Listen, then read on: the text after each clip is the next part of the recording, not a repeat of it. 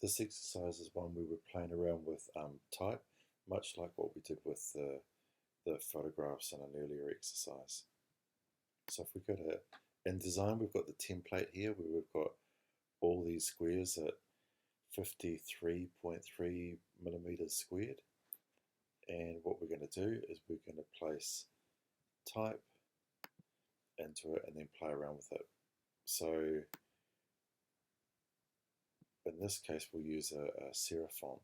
So we'll just use Minion Pro, that's fine. Type a letter. In this case, I'm going to do it as capital A.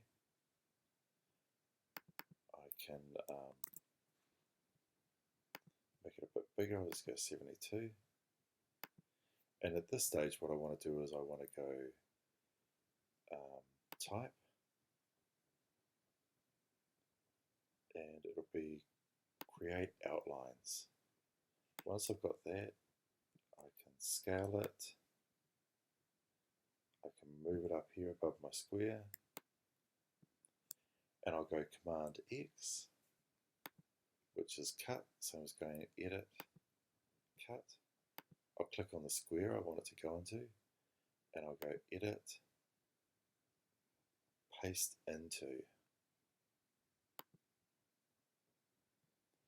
Once I've got it in here, I know on InDesign that I can click on the circle.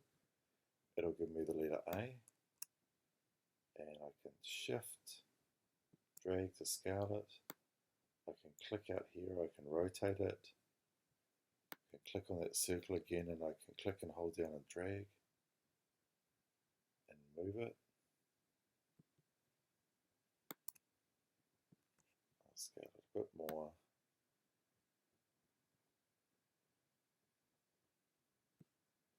There we go. The problem is if I click and hold down, I get no preview. I can only see what's inside the square. And that might be fine, but if you want a preview, we have to turn it into something slightly differently. So I make a new document. I make it the same size as one of those squares. I'll go millimeters, and it's already got 53.3 squared. That's what I want. I make sure that it's only one page. Create. Don't worry about the odd looking margins. What I want to do is I want to create a letter. I'm just going to do the same thing. I'll bump it up to 72. Just so it's a bit bigger. And exactly the same thing as before, type, create outlines, and I'm going to scale it so it's as big as I can get it within that box without going over the edges. So it's inside. Once I've got that, I want to export it. So I'll go File, Export. I'll give it a name.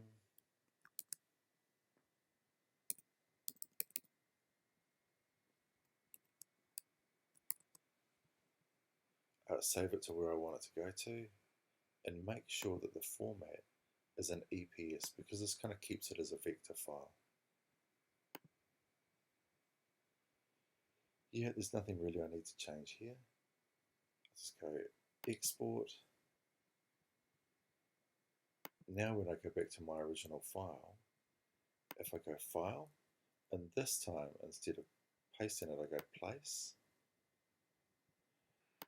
There we go. Go Open, and whichever square I go across, when I click, it's going to appear within that square. Now the same thing, I can click and I can drag. If I do it quickly, I get no preview. But if I click and hold down, I will now get a preview because it's a placed object and not just cut and pasted. If I click the rotate tool, as long as I click and hold down for a second, it will give me a preview.